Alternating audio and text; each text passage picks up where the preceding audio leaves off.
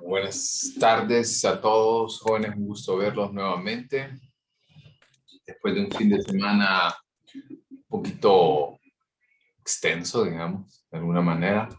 Espero que les haya servido esos días de descanso, que hayan recuperado las fuerzas. Ya casi estamos terminando el mes y eso implica ya casi estamos terminando la unidad también. Así que espero que hayan aprovechado bien el tiempo. Voy a iniciar haciendo una pregunta porque voy a hacer un repaso rapidito de manera general con respecto a sensación y percepción, que como bien sabemos es el último tema de esta unidad. Quiero preguntarles si hay alguna duda o alguna pregunta sobre lo que ya hemos visto.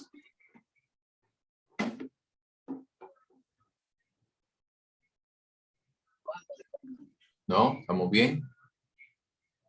¿Todos claros? Ok. Bueno, también aprovecho para comentarles lo siguiente. Fíjense que normalmente yo utilizo el Zoom de la universidad, la licencia. Y hoy no sé qué pasó, pero no tuve problemas con él. Por ende, entonces no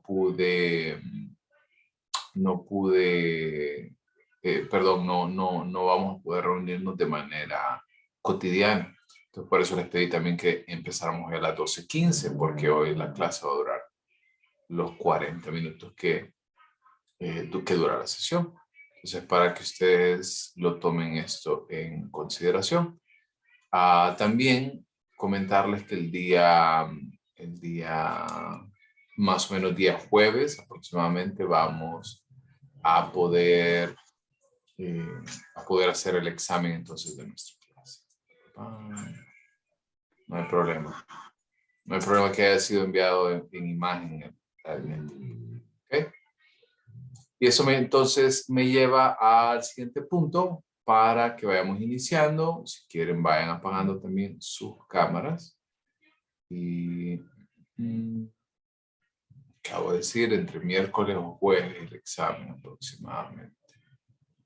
Todo esto depende de si logramos salir entre hoy y mañana de lo que resta del tema.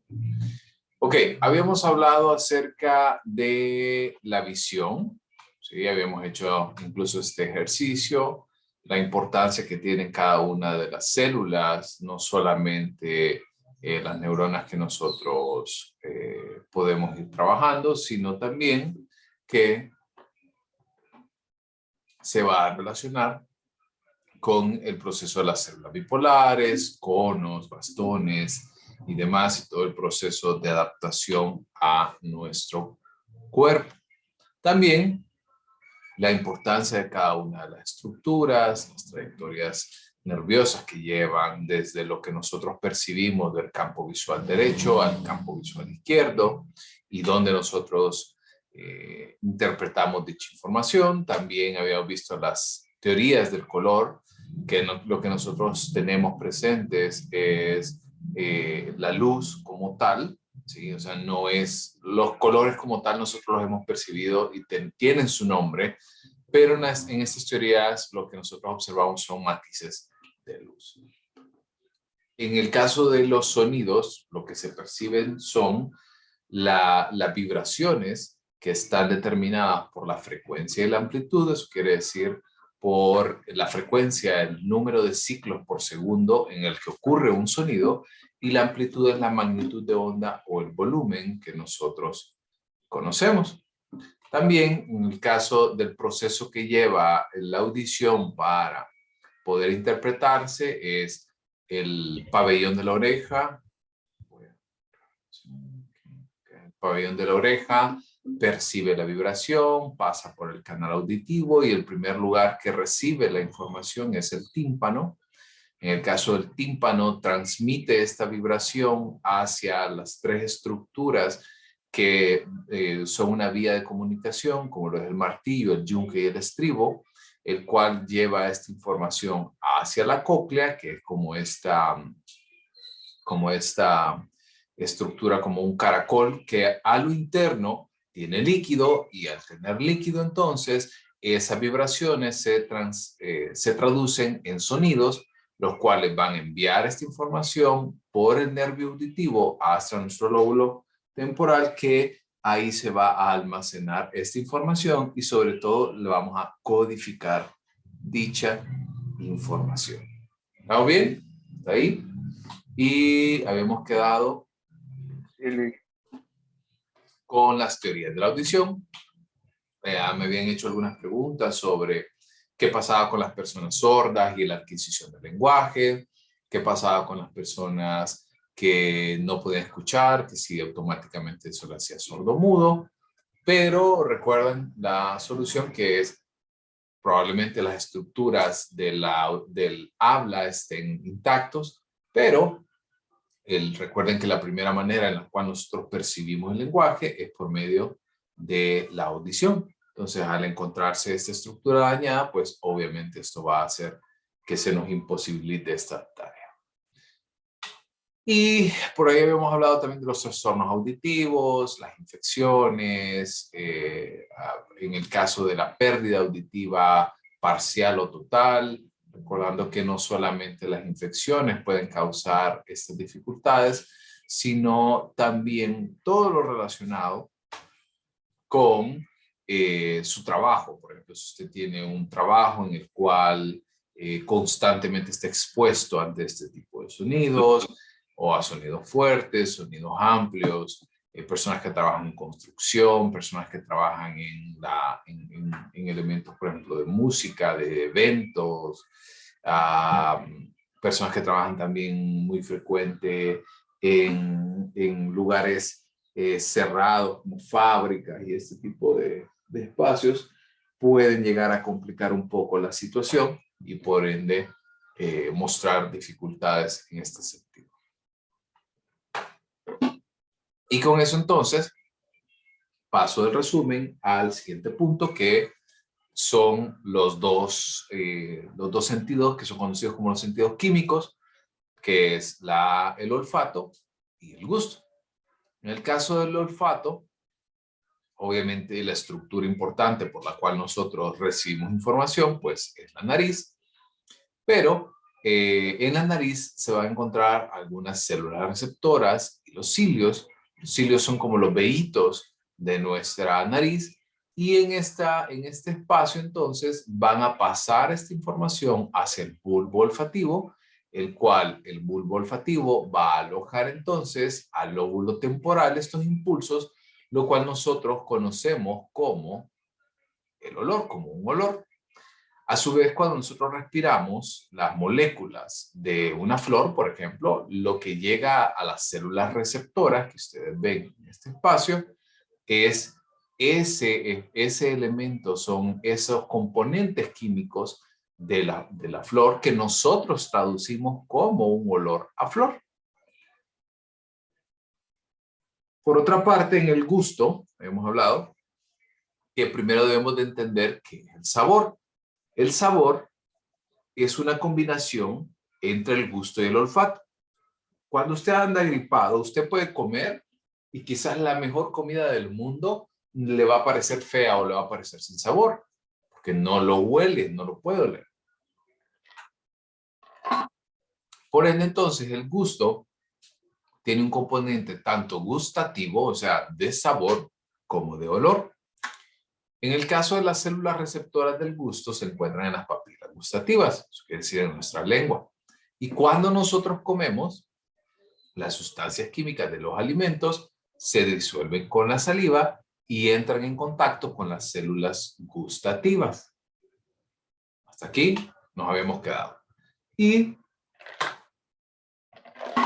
incluso habíamos puesto, recuerdan el ejemplo recuerden ustedes acerca de un sabor muy ácido o muy amargo, muy dulce, y dónde se alojaba, porque esta es una teoría errónea que se tenía, pero que se fue comprobando que realmente el sabor se encuentra alojado en toda la lengua, no en un solo lugar. Y por ende entonces les quiero mostrar desde la lengua cada lengua, todas las lenguas tienen papilas gustativas, y estas papilas gustativas a su vez van a alojar las células gustativas, que es donde van a entrar entonces estos elementos químicos, van a entrar en contacto también con la saliva para poder entonces degustar, transmitir esta información hacia nuestro cerebro. Eric por ahí pregunta, ¿el sabor depende del gusto del olfato? ¿Qué pasa con las personas que tienen anosmia? ¿No sienten ningún sabor o desarrollan algo más para poder sentir sabores? Empecemos por la línea de base. Anosmia es la pérdida del olfato, ¿sí? Bueno, en el caso, vaya, creo que ¿a cuántos de ustedes les dio COVID y les dio anosmia? Que perdieron el sabor y el olor. Poniéndolo por ahí al chat, María José. Poniéndolo por ahí al chat también. Porque ya les voy a contar acerca de esto. La anosmia es esa pérdida de olfato y de sabor. Como ustedes están viendo ahorita, ambos sentidos están sumamente relacionados, pero íntimamente relacionados. Entonces, en el caso de las personas que desarrollan ya el trastorno de anosmia con una pérdida total del olor, no hay como un proceso compensatorio en este sentido. Sin embargo, ¿verdad? No quiere decir de que las personas con este tipo de trastornos van a saborear algo después. Al tener una pérdida total, se han dañado estas células gustativas y por ende las células olfativas y gustativas, y por ende ya no es posible reversar este proceso. Preguntan por ahí, después del COVID, quedé sin sentir igual olores y sabores. Por ahí lo mejor que yo le puedo decir es que pueda ir a revisarse, puede ir a un otorrinolaringólogo, porque está muy de cerca el olfato y el gusto para poder explorar. Porque en definitiva, el sabor y el gusto, el sabor y el olor están muy, muy de la mano. Entonces, personas con anosmia, vaya, por ejemplo, usted viene y se sirve un café con leche en la mañana, pero resulta que la leche estaba mala. ¿Cómo se da cuenta usted que está mala? Por el olor. Pero usted lo echó directamente al café. No Por lo el sabor. por el sabor, por ejemplo. O por el olor cuando es demasiado fuerte. Mi papá tenía una habilidad para detectar cuando algo estaba malo. Desde que abría un empaque, esto está malo. Y literal, así era. Entonces, muy de la mano van ambas estructuras. Entonces, por ejemplo, personas con anosmia generalmente también desarrollan muchos trastornos digestivos porque tienden a comer comida que está vencida o que está mala o que tiene algún hongo y no se dan cuenta, y genera bastante dificultad a nivel digestivo. ¿Está bien? Porque como obviamente ha perdido esta habilidad de poder enfrentarse de manera cotidiana, digamos, ante la situación, pues obviamente se genera un malestar en las papilas gustativas y esto hace que se pueda continuamente, se pueda entonces enfermar a nivel digestivo. ¿Estamos bien? ¿Acá? Sí. Sí.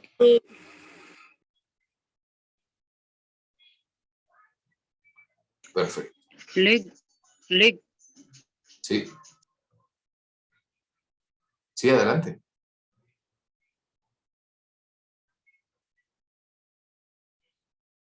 Creo que era Elena, pero no sé. ¿Está por ahí?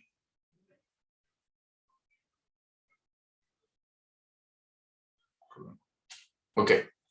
Entonces, cuando nosotros tenemos este tipo de dificultades en cuando se ve alterado cualquiera de los dos, ya sea en el caso de las papilas gustativas o en el caso de las células olfatorias, obviamente vamos a mostrar algunas de estas dificultades. Es muy extraño un trastorno de este tipo realmente, muy, muy extraño. A menos que sea un síntoma como lo ha sido ahorita con todo el tema del COVID.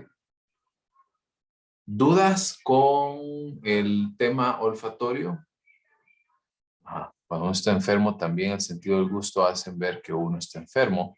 Sí, generalmente se muestra algunas dificultades para poder saborear algunas cosas. Ok.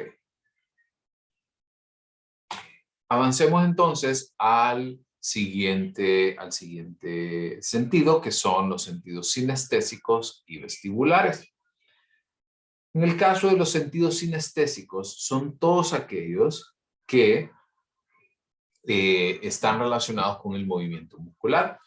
Ahorita que usted está sentado, ahorita que usted se levantó o de repente que se acomoda en su silla, todos esos elementos son conocidos como sentidos sinestésicos.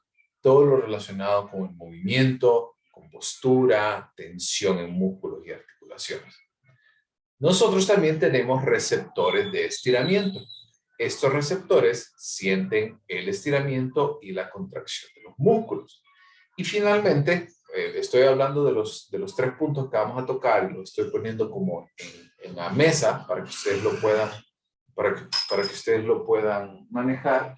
Y entonces, los sentidos vestibulares están asociados con el equilibrio, orientación, posición en el espacio.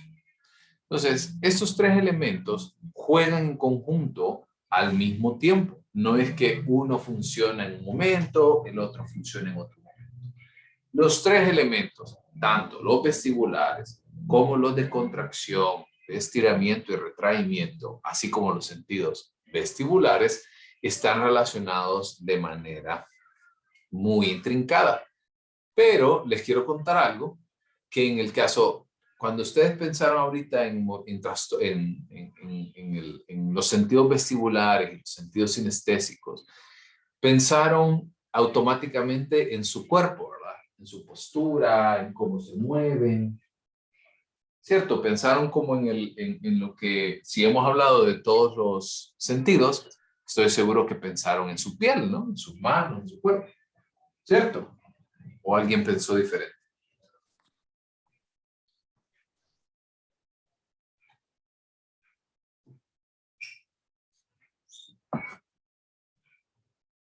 Nadie. Ok. Entonces estos 3 elementos están muy de cerca, pero también les quiero contar que estas sensaciones, que son sensaciones que en conjunto juegan, también están muy relacionadas con el oído y con la vista. ¿Cuántos de ustedes se les ha presentado, por ejemplo, una imagen que de repente ustedes vienen y yo tengo una por aquí adelante. No. Okay. Por ejemplo, ¿cuántos de ustedes han visto en películas o ustedes mismos lo han experimentado? Cuando alguien empieza a ver hacia abajo de un edificio, por ejemplo, está muy alto y empieza a ver hacia abajo y le da una sensación de que se cae o que se marea. ¿Ha pasado? O alguien le ha dado una infección, por ejemplo, en el oído y ha perdido su equilibrio.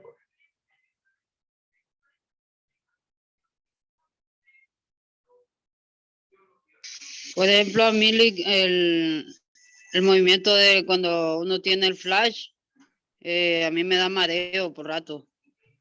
Un flash de la cámara. Sí. Ok.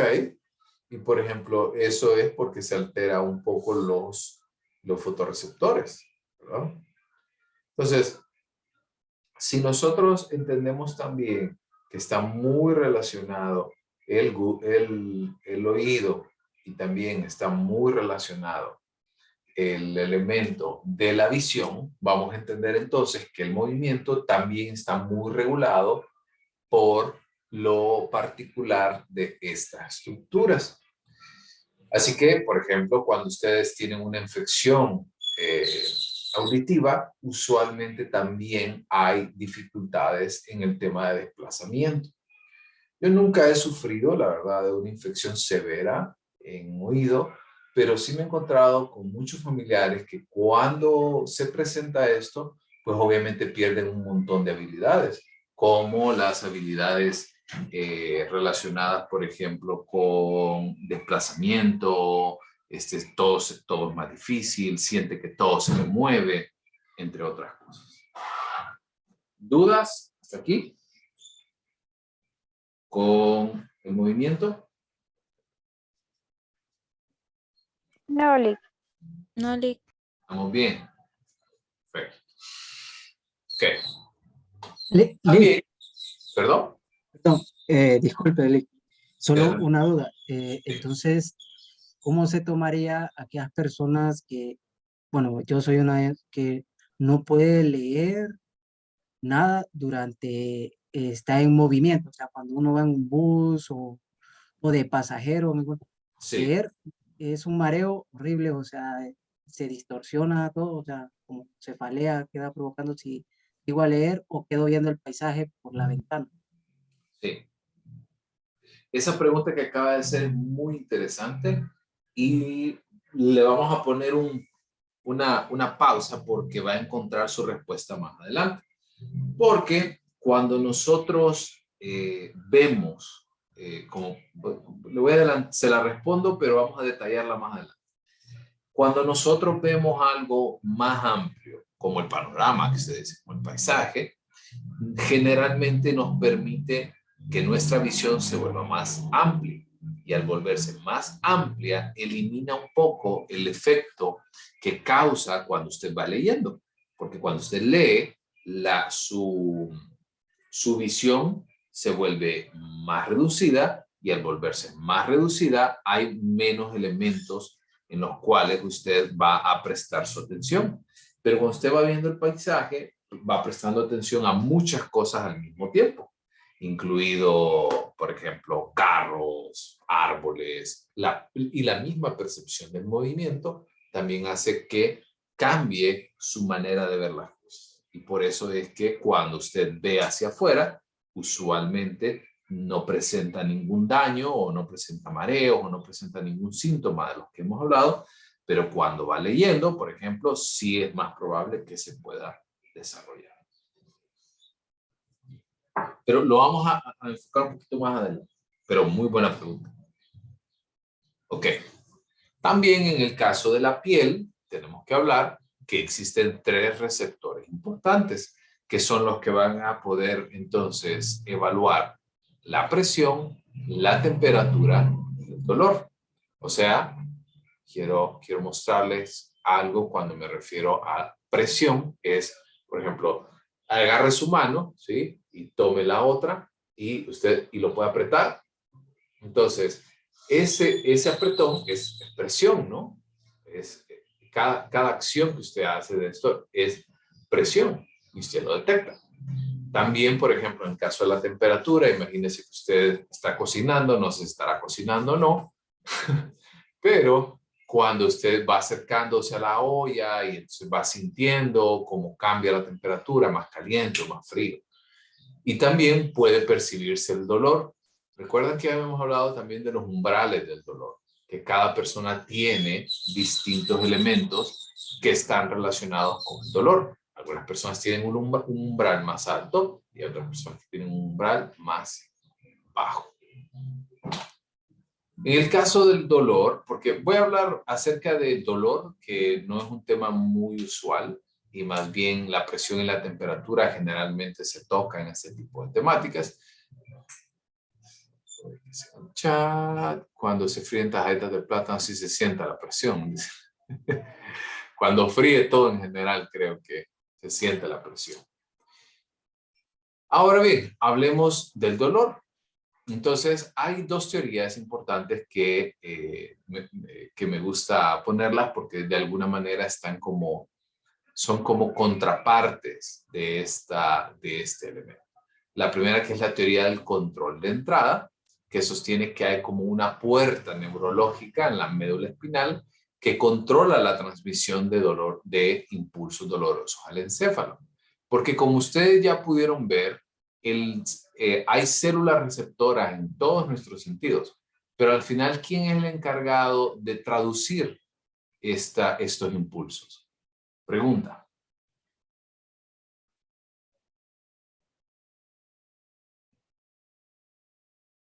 Todas las células receptoras tienen, en todos los sentidos hay células receptoras. En la boca, en la lengua, en el oído, en los ojos, en la piel. Todas tienen células receptoras. Pero al final, ¿quién traduce esas células receptoras en experiencias? El cerebro. El cerebro, exactamente, el encéfalo. Exactamente. Entonces, cuando nosotros, en el caso de la teoría, se han fijado que ustedes pueden estar, usted está cocinando y al estar cocinando, porque quiero hablar de temperatura, usted no se da cuenta de que agarró una olla que estaba caliente, no se dio cuenta, no sabía, o de repente dejó una hornilla encendida y se quema, pero no se daba cuenta de que se estaba quemando hasta que lo vio. Díganme que no soy el único que le ha pasado.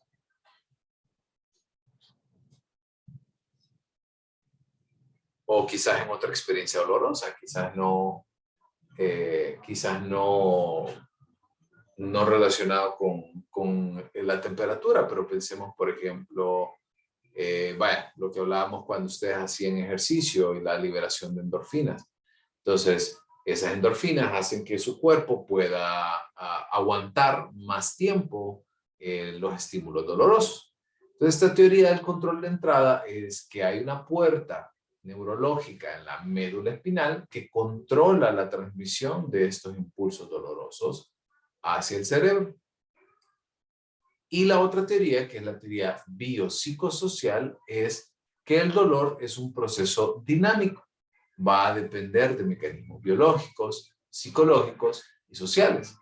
Como por ejemplo, piense usted en un momento, principalmente los hombres, que estaban con un grupo de amigos y entonces todos estaban tratando de hacer, qué sé yo, imagínense una acrobacia, algo así, o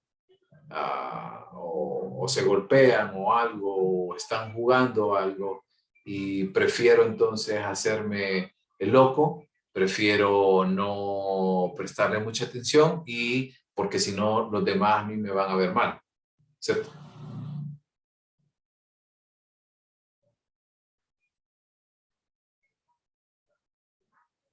¿Cierto? A mí me pasa, pero diferente. A ver. Mire, cuando yo me subo a un carro, así voy de viaje, a mí me dan mareos, ganas de vomitar, dolor de cabeza y todo. Y yo me trato de decir que no tengo nada así, para que se me quite nunca. Para que las otras personas no digan, ay, no, qué tontita, y así. Exactamente. Bueno, tal vez en el tema dolor, pero creo que aquí también se aplica. Lo que hago es dormirme, compañero. No, pero piensen también en lo que les comentaba. No solo es la sensación de movimiento, sino también piensen en el dolor como tal. Licenciado, Sí, adelante. al menos en mi caso, yo padezco la enfermedad del lupus, diagnosticada hace 3 meses. Y o sea, a mí me duele todo mi cuerpo, todo lo que yo tengo que mover, todo me duele. Entonces, es un proceso bastante fuerte, ¿verdad? Sí. Porque, como le digo, si para levantarse, para sentarse, para todo duele. Sí. Pues fíjese que en el caso suyo, también va a llegar un momento, o por ejemplo hay otras enfermedades como la fibromialgia, por ejemplo, que hay algunas alteraciones en las fibras, que en el caso de la fibromialgia hay dolor generalizado todo el tiempo. Entonces, aquí cuando hablamos de una enfermedad, hay una alteración en nuestro cuerpo. Y al haber una alteración, pues obviamente hay una alteración en nuestras células receptoras. También va a haber una alteración de la percepción del dolor. Va a haber algunos casos en los cuales las personas no pueden responder bien ante las demandas y por ende entonces terminan causando mucho dolor, como el caso de lupus, fibromialgia, entre otras cosas. ¿Vamos bien hasta acá? Licenciado, Adelante. otra duda. En este caso se aplicaría, no sé cómo es que se llama esa técnica que utilizan de, por ejemplo, los pacientes que venían de diferentes, de la guerra o algo así, que venían como amputados de una mano y ellos sufrían como que tenían el puño cerrado. Entonces ponían como un espejo que engañaban a la mano, como que se miraba la mano y abría la mano para eliminar el dolor. Sí. Fíjese que ese es un estudio interesante que incluso todavía en la actualidad está muy presente. Fíjense que cuando yo hice mi práctica profesional estudiando la carrera de psicología, me tocó hacerla en el hospital escuela, específicamente en la zona de quemados y amputaciones. Entonces, quiero que piensen por un momento lo que una persona siente cuando se le amputa un miembro, que usualmente era una extremidad. ¿Qué piensan? Que siente mucho dolor. Depresión. Depresión, ¿qué más? Se siente completo, incapaz. ¿Qué? ¿El qué? ¿El qué? Se siente incapaz de hacer las cosas. Incapaz, Se siente desconcertado. concertado. ¿Y qué pasa con el miembro? Imagínense que usted, un amigo, que usted pierde un amigo. ¿Qué pasa con ese amigo? Frustración, dicen por ahí. ¿Qué pasa con esa persona? ¿Usted la? Busca una palabra. La Extraña, ¿no? extraña. Ah, 10 puntos más. Ah, ya quisiéramos. Entonces, al extrañar ese miembro, usualmente, pues si el miembro no está, no debería doler. Pero hay muchas investigaciones que datan que a pesar de que haya sido amputada esa parte del cuerpo, hay algunas personas que expresan seguir sintiendo dolor. Y esa parte es interesante, como el ejemplo que acaba de poner, no logré ver quién era. Acerca de las personas que se les amputaba un miembro y cuando se les amputaba el miembro hacían como un juego de espejos que permitían reflejar la mano no amputada en la mano amputada. Y en algunos de los casos el dolor podía desistir. Entonces, es bien interesante porque es incluso increíble poder estudiarlo desde esta óptica.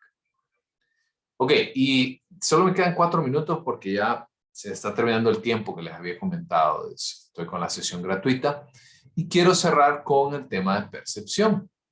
Si hemos hablado de sensación y les he ido adelantando acerca de la importancia de la percepción, es que vamos a tomar entonces estas entradas sensoriales, vamos a tomar esta información que ha estado en cada uno de los sentidos y la vamos a ordenar, la vamos a traducir, vamos a encontrar patrones. Y esto lo vamos a hacer desde el encéfalo, desde nuestro cerebro, porque vamos a tomar esa información, ese flujo de información compleja, y lo vamos entonces a crear en experiencias perceptuales que van más allá de lo que se siente directamente. Volviendo al ejemplo del olor y el gusto. ¿Recuerdan que yo les había dicho de que cuando yo sentí un olor como a panqueques, esto a mí me llevaba a mis años de escuela y me llevaba a los sábados en la mañana específicamente, viendo televisión, estando tranquilo, no tenía nada que hacer. ¿Cierto? Entonces, cuando nosotros tenemos una experiencia de este tipo, normalmente es conocida como percepción. Y por eso es que hay múltiples estudios que se preguntan sobre la importancia de la percepción y cada persona tiene su propia percepción. Lo que yo acabo de decir, el mismo olor, el mismo sabor, de repente para usted no puede significar absolutamente nada, pero quizás el olor de un perfume, por ejemplo, puede significar algo, puede ser algo importante para usted.